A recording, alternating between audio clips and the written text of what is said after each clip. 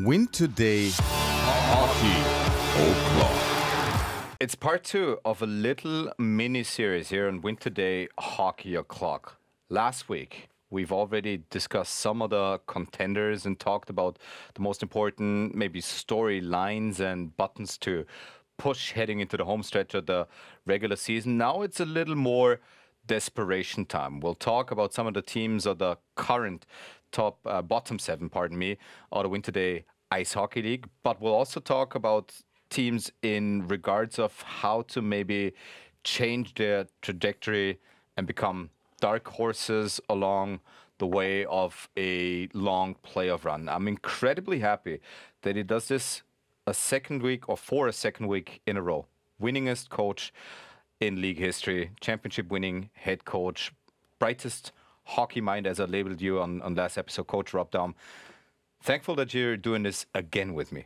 Well, like I said, it's great. I always love to talk hockey, and I especially like to talk hockey with you, Martin, because I've told you this a number of times. That I think you do a wonderful job in this setting. I think you're a great interviewer because you analyze what the person is saying to you, and you know what the next question should be based on what the person said, and that's not an easy thing to do. And trust me, I've talked to a lot of people that just stick to a script, and no matter what I say, they could care less. But you're very gifted at that, and it makes it enjoyable just to sit here. We're just sitting here having a conversation, and you are able to elicit whatever bits you want to get out of it. It's a great skill to have. Very flattered. Thank you very much for the kind words. And if we get down to the nitty-gritty, how great is this? Having a conversation about the great game and dissecting it, and that's what I'm looking forward to doing with you. Again, this episode can be seen online as well. If you're listening to this on your regular podcast feed, please switch to the show notes of the podcast. There you'll find a YouTube link, and this will guide you to a video of us talking, and it will be worthwhile because we're looking at clips, so that enables you to see what we're going to talk about too. And just as a matter of fact, this episode will have been recorded a little farther away from the time of its kind of appearance online. This will be on the Wednesday after, or this will be out on a Wednesday after the international break. So when it starts to get really interesting for a couple of teams, especially in the bottom 7, not only about trying to make the top 6, also about seeding as regards the pre-playoffs and of course making the pre-playoffs first of all. These are some of the things that we're gonna talk about, and just bear in mind some of the things that we talk about might still change. There might be injuries, there might be new coaches, new players brought in, whatever. If this indeed happens, please bear in mind this was recorded a little earlier. Coach, you still remember how we kicked off the first episode? I do. How about we do it again? I wanted to have like an anchor point, and I think it's really interesting how fondly Chris Knobloch, the head coach of the Edmonton Oilers, talks about you. And we've heard him talk about you and the influence that you had on him right after his appointment. Found another snippet that happened in late November, or in November of 2024. So basically a full year later, the Rob Daum impression appears to be a lasting one. Let's just listen in to Chris Knobloch getting interviewed, I think, right before a game. Chris, a year ago, you referenced Rob Daum as one of your coaching mentors. He's here, but what were some of the keys you got during your time playing for Rob when you think back at the University of Alberta, or maybe transferable to the various different levels you've coached at as you've been on your journey? I think there's a lot of lessons I learned, and one, treating everyone with respect, the players, and being able to coach them up and not having to demean them to get the most out of them.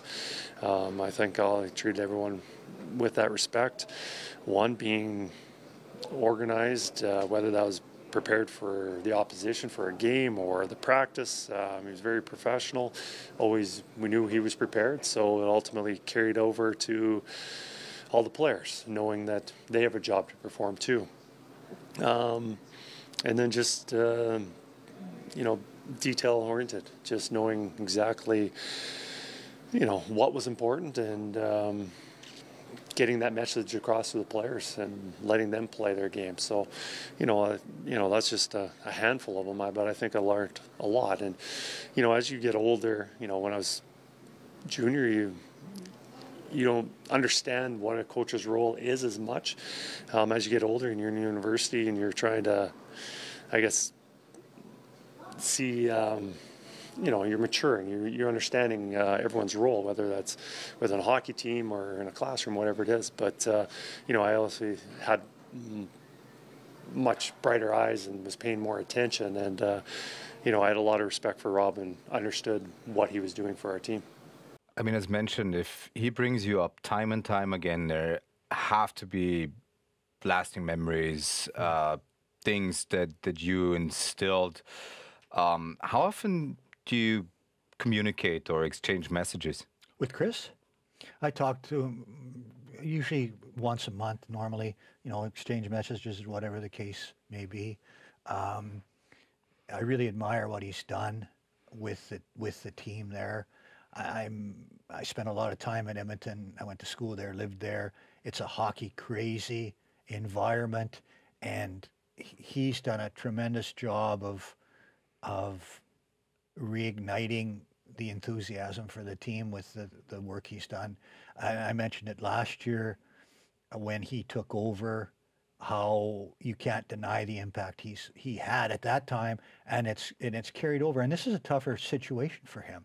Last year he went in with house money. The team was struggling, and he took over and did the things that he did. The only way was up. Yeah, and now he's coming in with the expectations of a team being at the level that they're at, and that's always more difficult. And he's done another tremendous job this season, and I'm hoping for him that they're able to close the deal, because there's no greater achievement in sport than winning a championship, and it doesn't matter at what level. I mean, the NHL and the Stanley Cup is the ultimate, but the feeling is the same when we won the championship in Linz, or when I won national championships at the University of Alberta. The feeling of being a champion is the same, whether it's your novice, well, not novice because they're not old enough to understand, but when you're mature enough to understand what it takes to win, no matter what level you win at, the feeling is the same, and it's a terrific achievement. I hope he gets a chance to experience that at the NHL level. Granted, every coach has to, at one point, come up or create his or her own style. And there's so many different influences. But is there something that you see in Chris Knobloch in the way the Oilers play under his guidance that kind of reminds you of maybe an earlier version of you? Well, first, yeah, they play a very similar style as to what we played at the university. It's well, Chris mentions it, that he picked up a lot of the things that he uses now back then. And you can see it with the way the team plays, the way they break the puck out of their own zone. They use the middle of the ice freely, where a lot of teams try and work the puck up the boards. They're a little bit more creative on their breakouts. They forecheck aggressively and all of these things, and that's the way we played at the U of A. Other teams do that in the NHL as well, but I know that Chris has mentioned that he does that. In the clip you showed, the thing that touches me the most, I mean, I'm glad to be a detail-oriented and professional and all of those things, but the key thing for me is he said that I respected the players, and that for me is a great compliment, because I love the people that play for me. They may not know that, but I do. But I don't fall in love with them either. And I think that's one of the things that, as a coach, you have to love your players, but you can't fall in love with them. And I respect the players. I respect what they have to do, and I'm glad that I was flattered that he would mention that, because I think that's from a coaching perspective, and for myself, I think that's a very high compliment. Now, to turn the page a little and move our attention to current happenings or not so current happenings in Winter Day Ice Hockey League. Last episode, we talked about some of the teams in the top 6 and what kind of constitutes success and how you might be able to achieve sustained success. Now we turn our attention to the teams in the bottom 7, teams whose season might not have gone according to plan, teams who might have had longer losing streaks or stretches.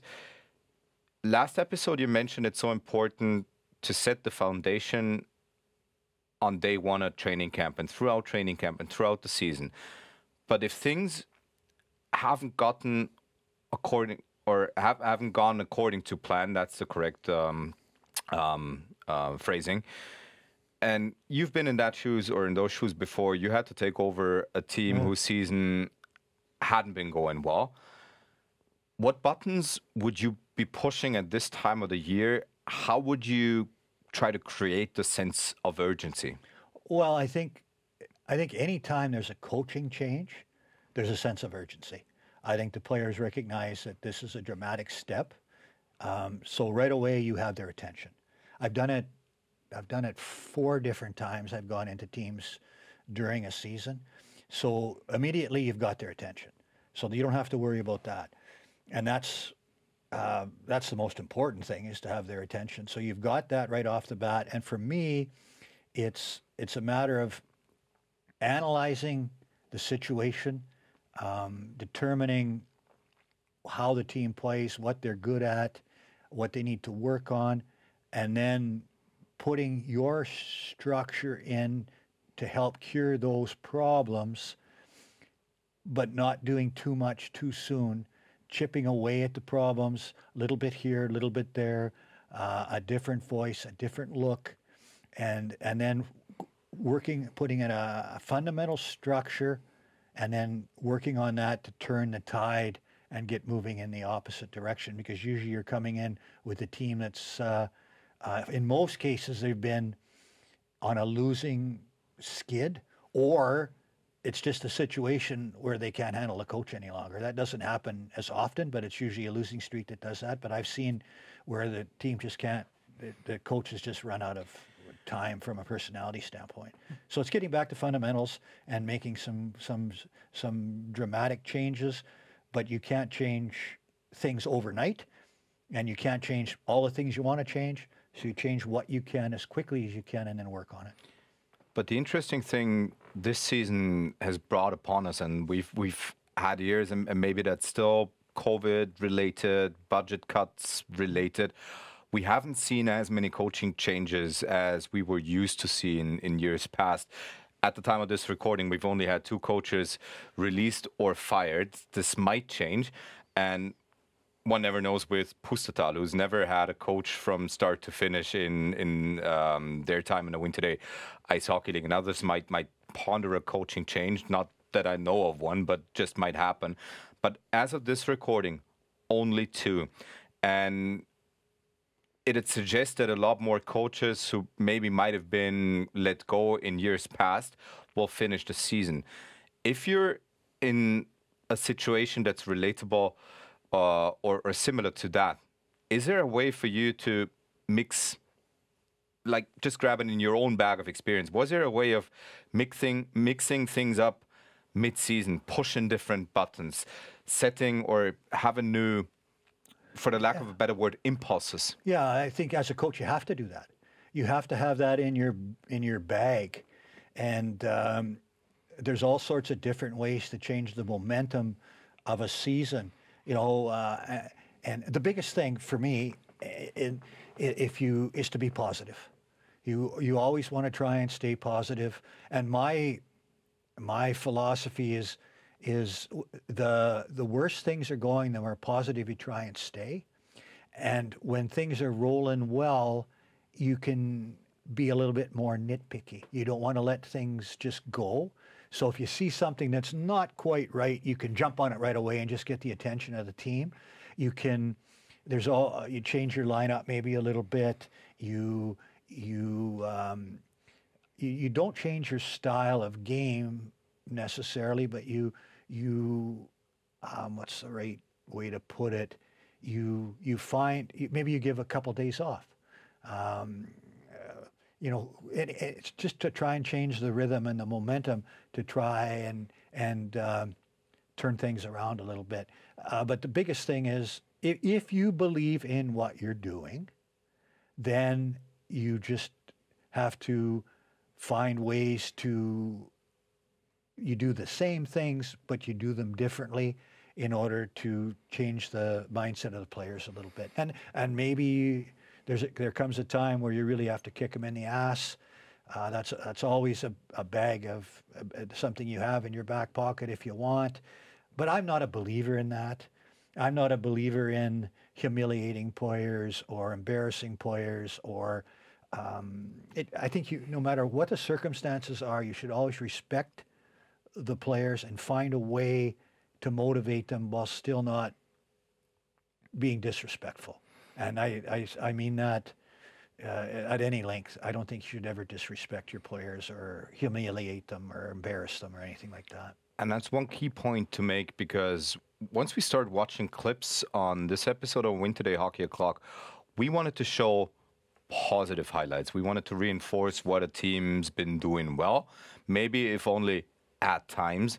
And we don't want to pick on players. Certain mistakes might just happen once or twice that someone's not in the right position to make a play. It's a game of mistakes, and because of mistakes, goals are happening. So that's the thing I just want to hammer home right here before we get to the two teams that we'll look at. Pushing the right buttons, developing a sense of urgency, trying to mix things up, and getting hot at the right time. We've seen Bolzano a couple of years ago. I've mentioned it during episode number 1, but they started turning it around in December and then went on that long playoff run that eventually got them to Game 7 in the finals and the title in April. What's enough time, as we're sitting right here at the home stretch with only a handful of games to go for all the teams? What's the minimum amount of time you need as a coach, or you would have needed in certain situations, to try turning things around? Well, I think the minimum amount of time is when the season ends. That's the minimum, because it's a new season, and so you come in, if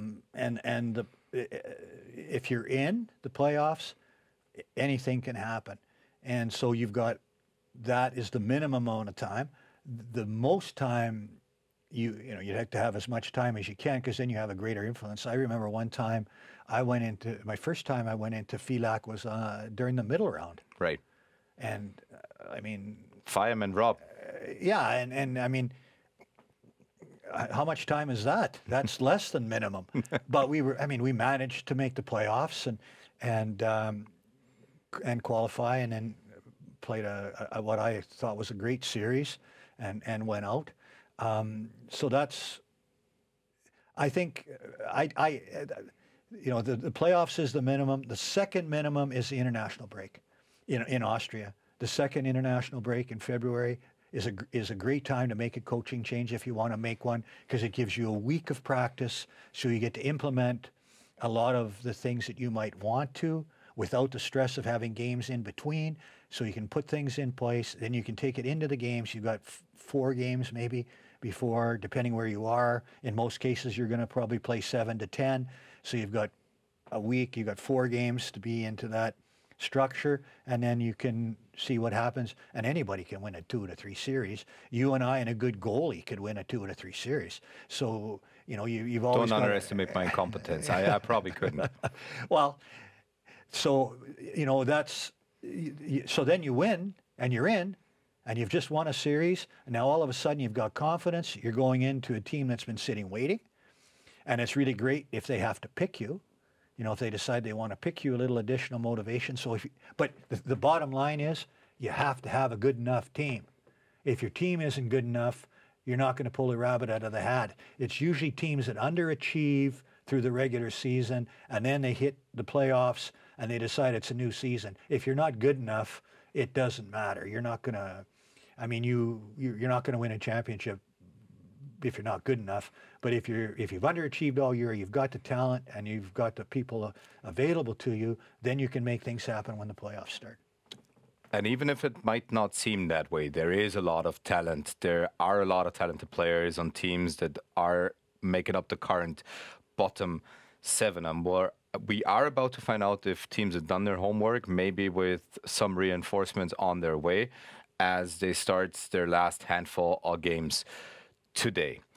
The first team we're going to tackle, and again, we polled the good people over at the Hockey Forum, is, of course, one of your former teams, and one of the teams a lot of people are interested in because it's in a hockey-crazy town. It's, of course, the IDM Wärmepumpen VSV, and again, we'll dissect their power play. You brought along a couple of great clips just to illustrate what they've been doing well. And before we take a look at the very first one, the season Villach's been having an interesting one. As always, when things are not going too well in Villach, rumors start spreading. Well, is this the week the coach faces his kind of final tests?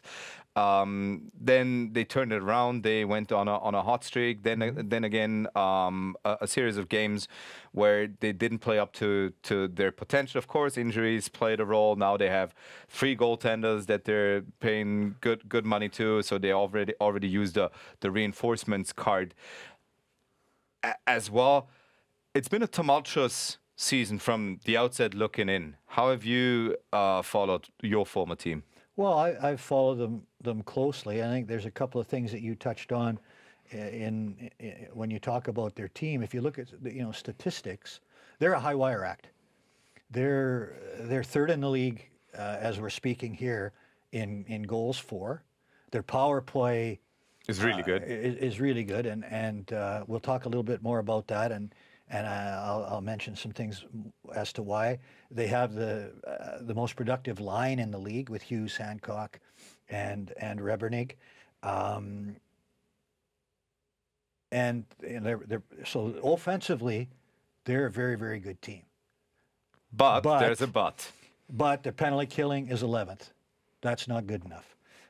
Their ability to defend and their goals against is 9th. That's not good enough. If you compare that to the other teams we talked about last week, they're all in the top 5 in those areas. Power play, penalty killing, goals for, goals against, they're all in the top 5.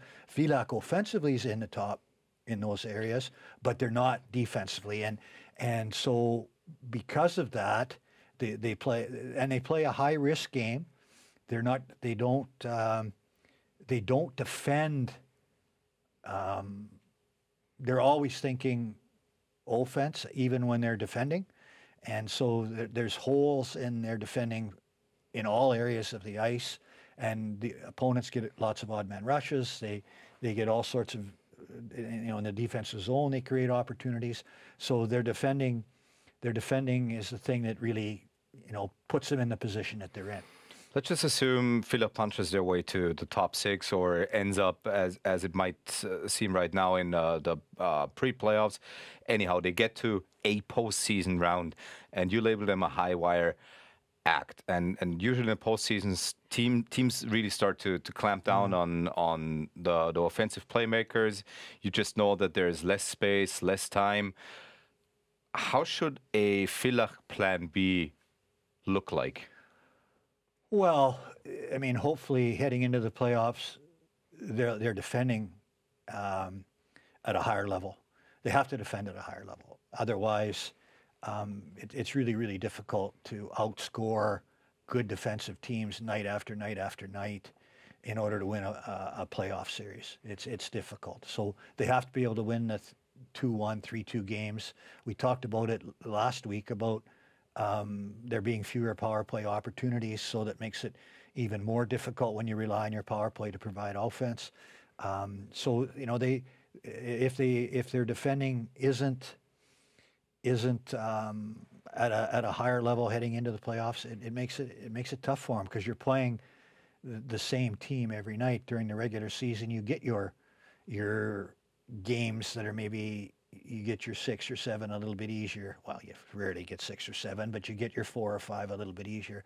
That doesn't happen in the playoffs, and other teams are going to key on the people that run the ship. Other people are going to have to step up. So it'll be interesting to see how that plays itself out. But if they can, and they're capable, they don't do it often enough, but they're capable of defending it at a higher level, and they're going to have to do that consistently if they want to win in the playoffs.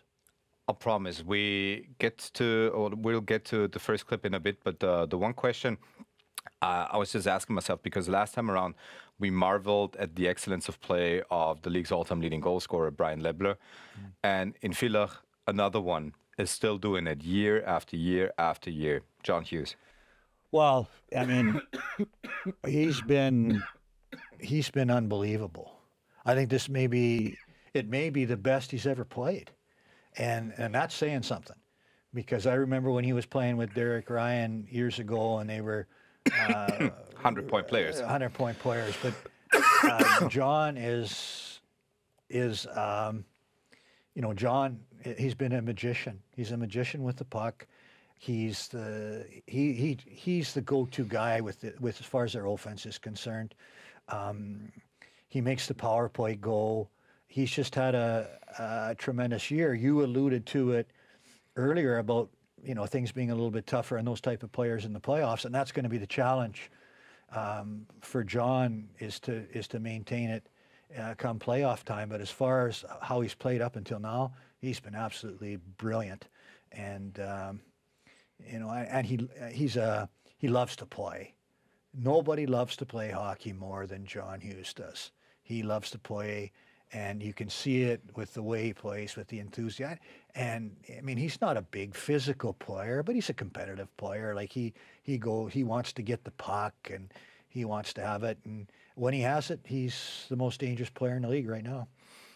And he's got some help being dangerous on the power play too. There is a certain Kevin Hancock that has joined the realms of players that create tremendous amounts of offense for Villach. And so it went accordingly on January 17th in a game against Salzburg, albeit again a losing effort, that they shined, of course, on the power play. And you brought along this clip to hammer home some points on why Villach's power play has been working so well. At the time of this recording, number 3 in the league, almost 25%, which is always what you're looking for.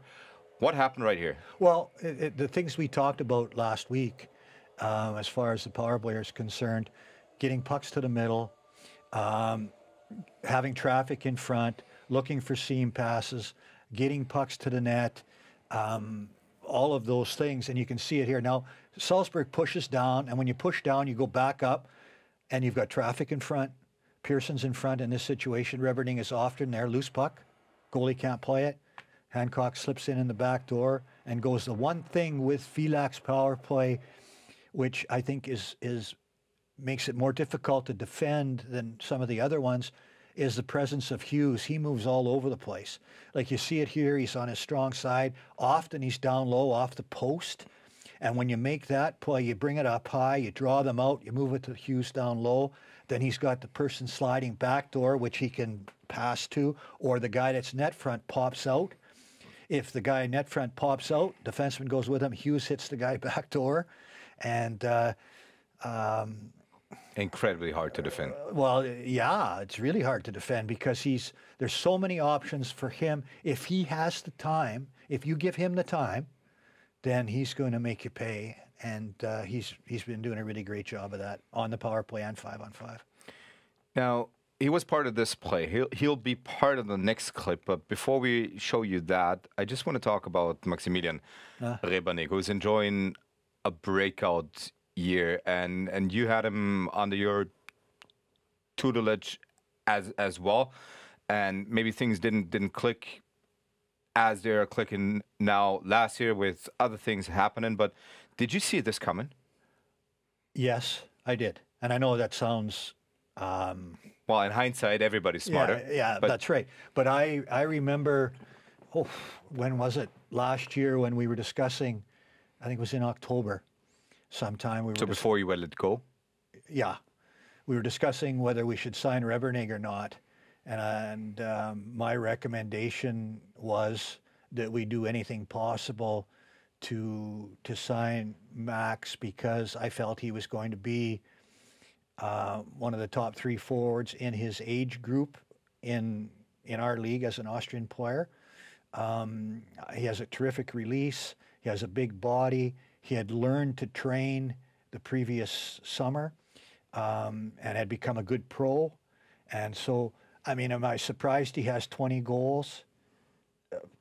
Maybe a little bit, but am I surprised he's been as successful? No, I'm not surprised at all. So it was a great signing, and I recommended he be signed quickly. Last year, before I was released to my duties, initially we had Luciani, Rokenwald, and Desjardins playing on a line together.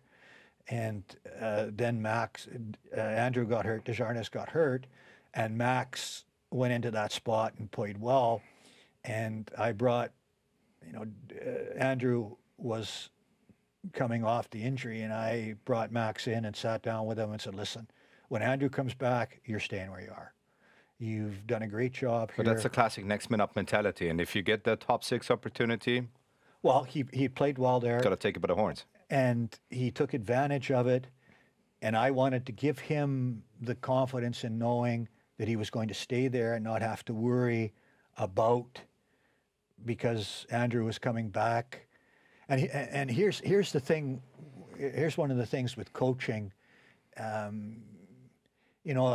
said that to Max, and it was really good for him, but Andrew wasn't very happy because, he felt that was his spot, and he felt he was being demoted, when in reality, I mean, his role was going to be more important, but he didn't see that.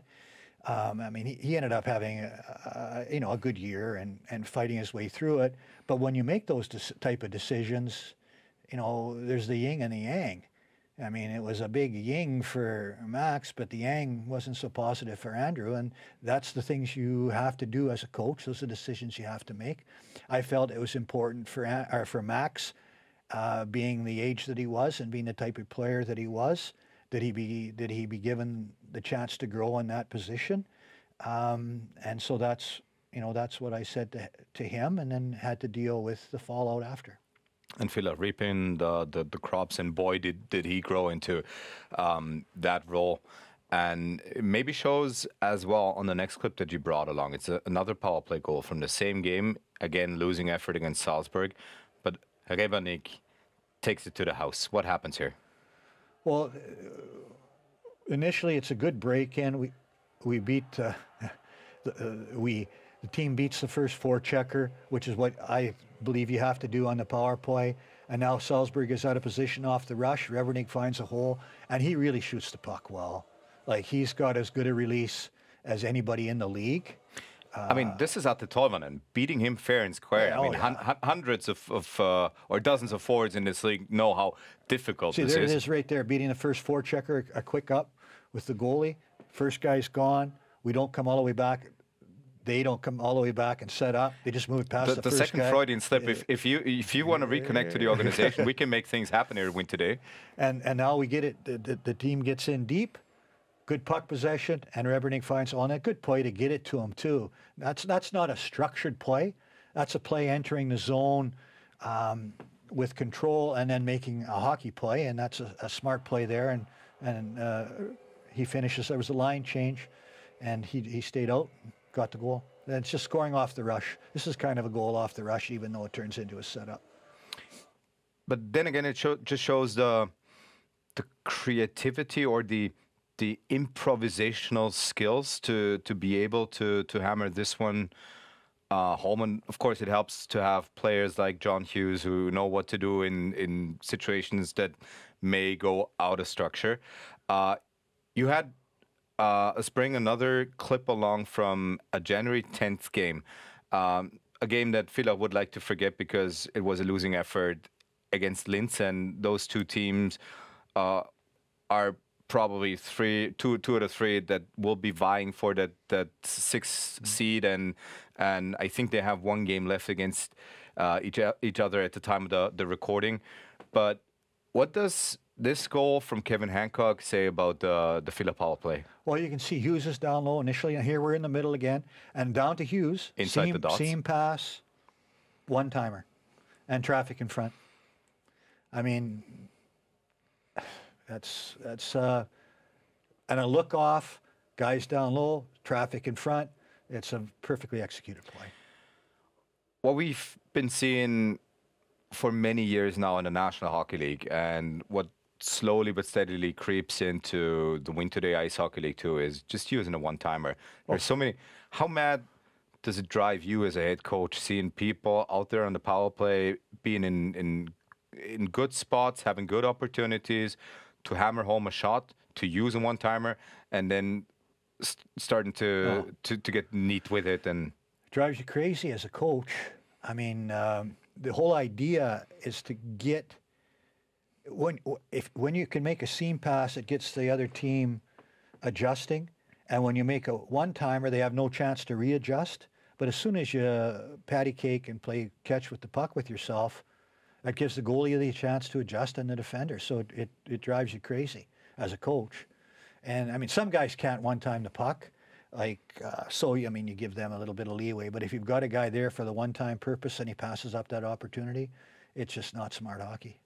It's definitely going to be interesting how Villa will fare in the postseason and or playoffs. It's going to be an interesting period for the organization too, as they're transitioning to a sports director or general manager with club legend Herbert Hohenberger. So the next couple of months, definitely very interesting ones for Villa, as have been the past couple of months for the Vienna organization. This is where we'll talk about the Spusu Vienna Capitals. Coach, before we start watching this clip, it's just an interesting time to be a Vienna Capital fan, because obviously the atmosphere games are still great. They're still one of the top. They are the top draw in the league. So people come out and watch hockey, but the product on the ice hasn't necessarily corresponded with the numbers in attendance. And it's been such an interesting year. They have a new president. They have a new or almost entirely new board, new head coach, a lot of new faces. It's been transitional is probably the right word. What would you add from your end, from what you've seen?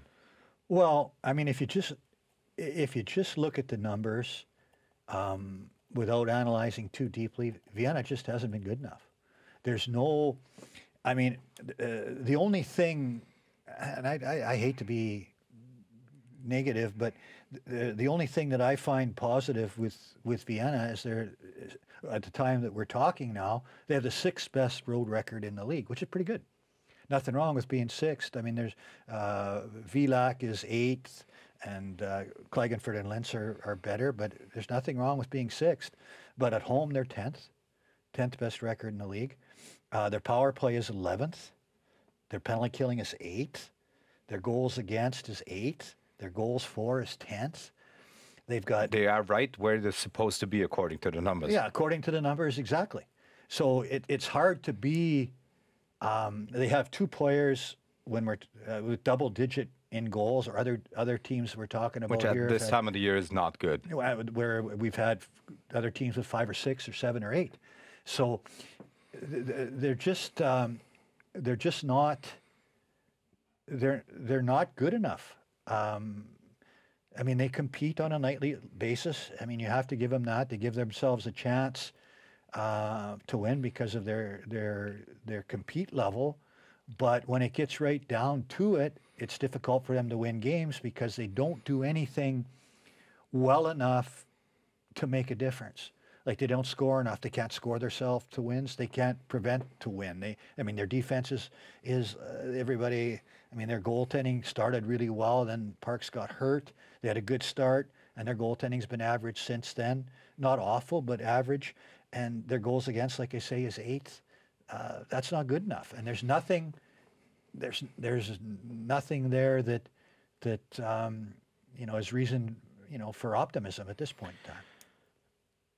I know we started off by saying we don't want to get too negative, and we really don't want to do so, but we're talking about one of the bottom teams in the league that's used to higher aspirations. Not too long ago, Vienna was an organization that was always vying for the semis, that always had outside chances of playing for the championship.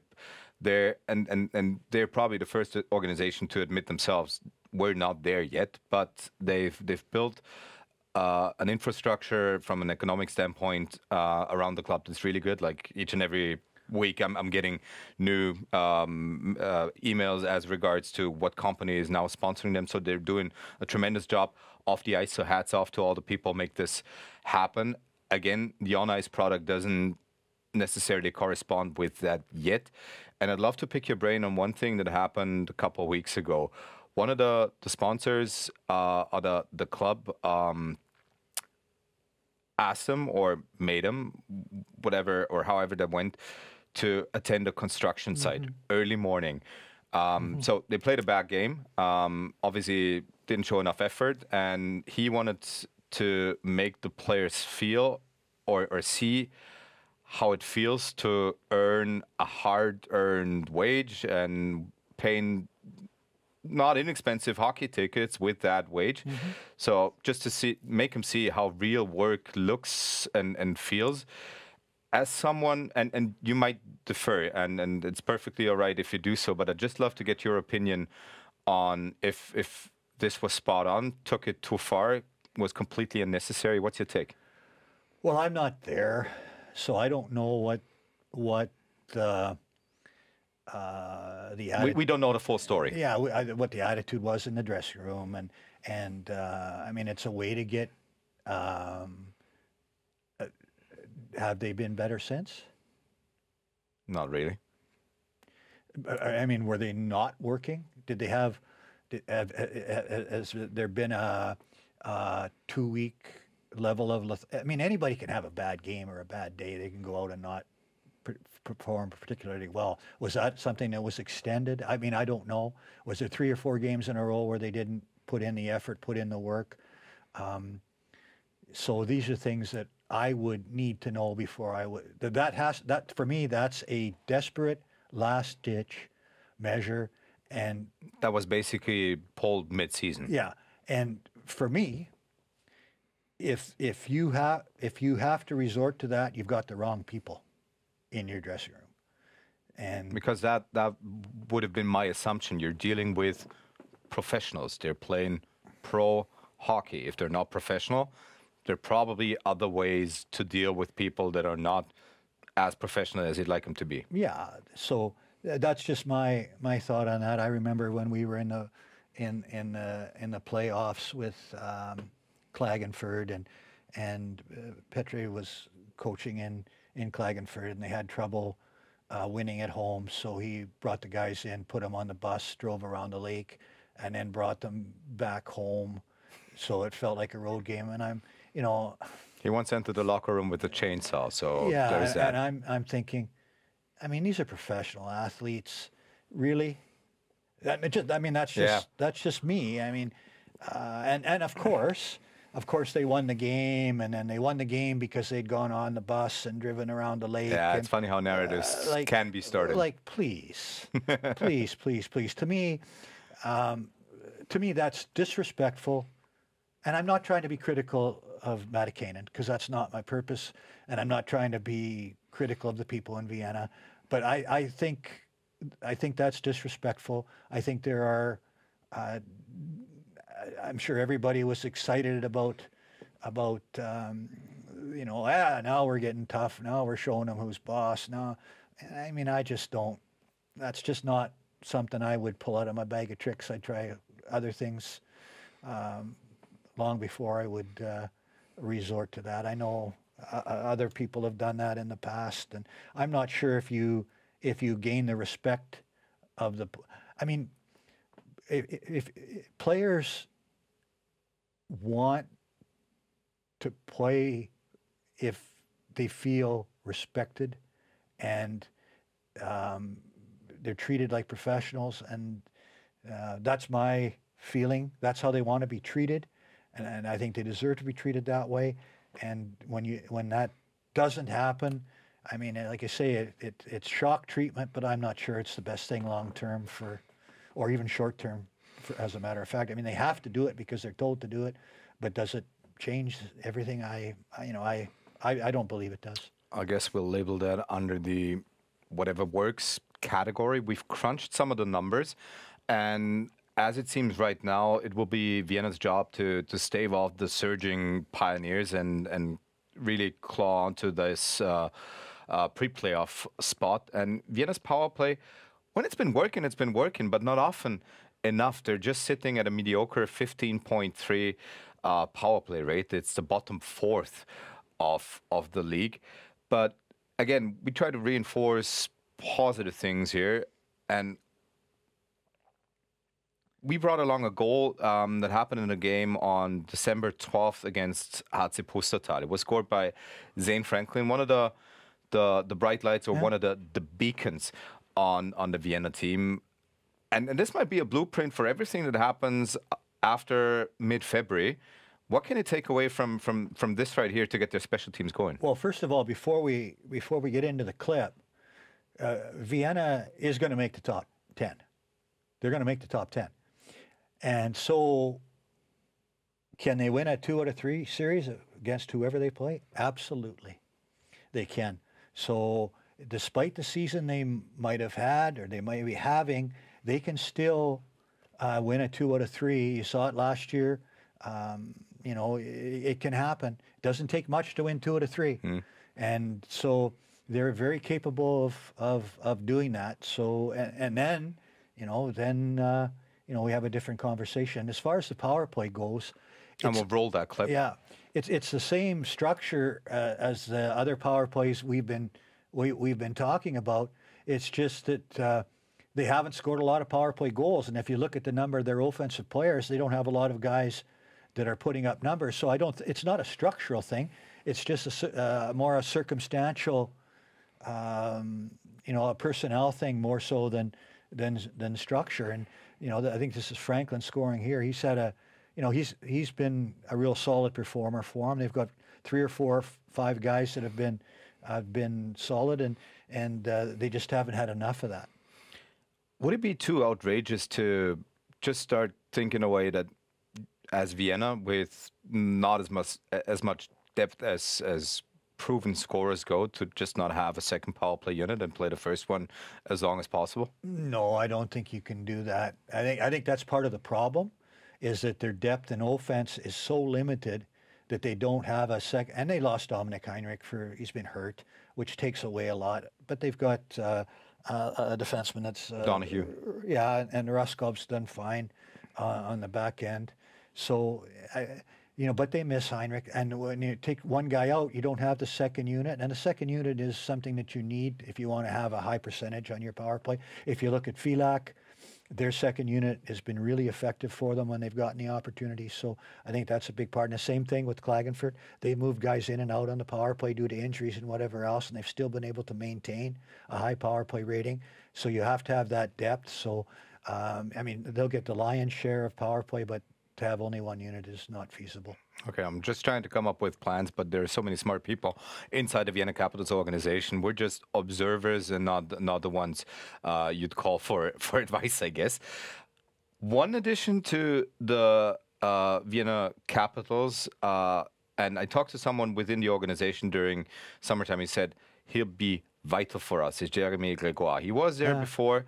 Now he's back. He's making a difference 5-on-5. He's also making a difference on a power play. Why? He's been he's a good offensive player. He's been a good player for him all year. And here's a situation again where we get a shot from the outside with traffic in front. Goalie can't handle it. Rebound. And he's there, willing to go to the tough area, and he's able to get on a loose puck. No, he's been a good player for him. No question. And these would be the games that you'd point to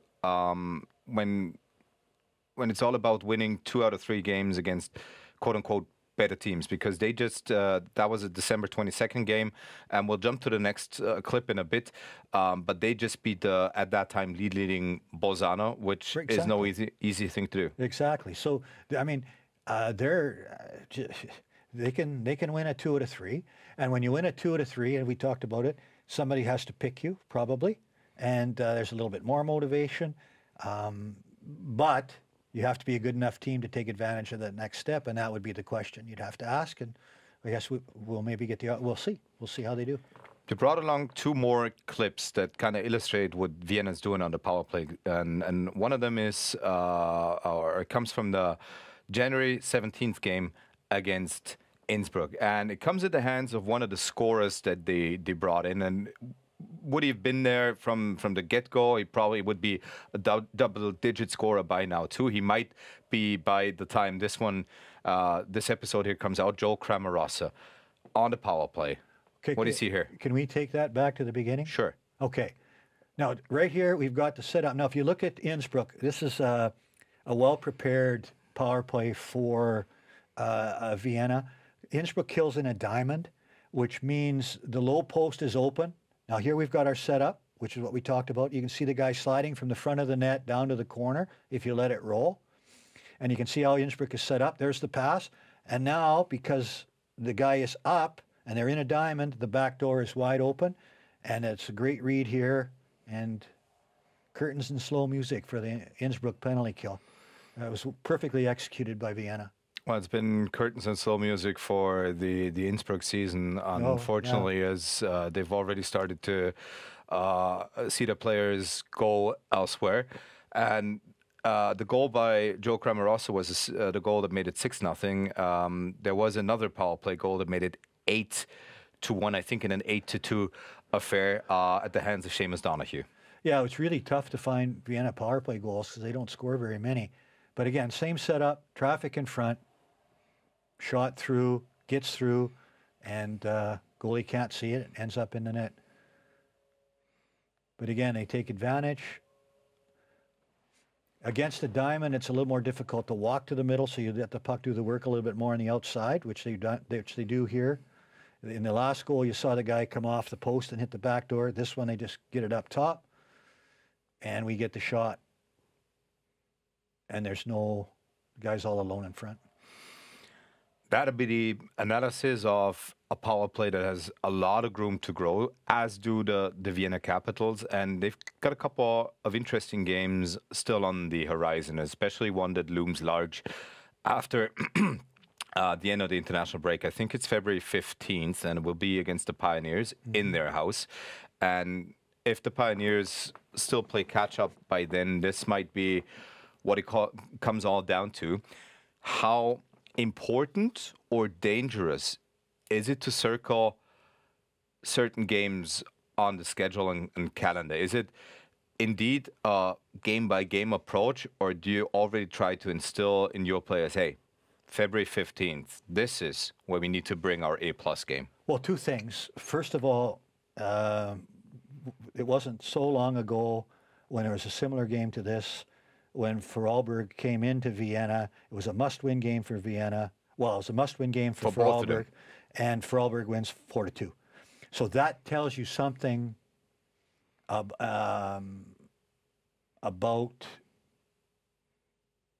Vienna wasn't able to win that big game. Well, first of all, it told you back then who was the hotter team.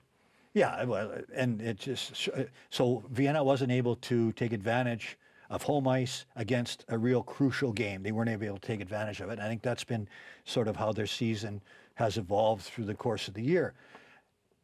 Now, do you circle games on the calendar when you get down to you take them one game at a time? Because if you circle game A and you lose game B before you get there, then game A is different. So you have to take care of business till you get to the circled game. And there are games there that are more important when you're playing 48 games, not really. But when you're playing 4 or 5 left in a season, and you see the standings, and you're getting down to the short strokes of where everybody's going to end up, sure, there's games that are more important. The Linz-Villach game, was coming up when we're talking about it now. I mean, Phelak has to win that game against Linz if they want to finish ahead of Linz. They have to. Otherwise, they're going to have to go 8-0, and Linz is going to have to go 2-5 or whatever down the stretch with 8 games remaining in that contest. So yeah, there are games that are more important than others when you get down to this time of the season. And every playoff game is important, obviously. I asked you about your opinion at the very end of last week's episode. I'm trying to pick your brain again for insightful opinions, and it regards the off season. And there's still a lot of hockey to be played in between now and the end of April. Granted, a lot of seasons will end up until then. But is there a team that's got a more important off season ahead of themselves whenever their season ends in Vienna?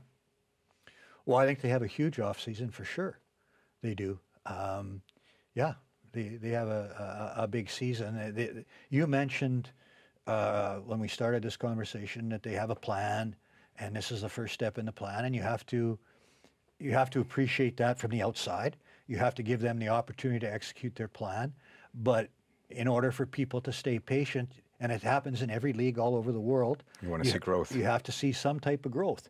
And so, yeah, I would agree. It's important for Vienna that they have some growth for next season. In order to do that, you have to have a good off season because you build your team, you get your wins. You build your team to get your wins in the summer, not during the season. You can't bring in people to put your finger in the dike. You'd rather not have the hole there to begin with, and you do that by recruiting and building a solid team in the summer. Curious to find out how the top 10 will shake out the top 6. We're about to find out, only a couple of weeks away, and then it's on to the best time of the year.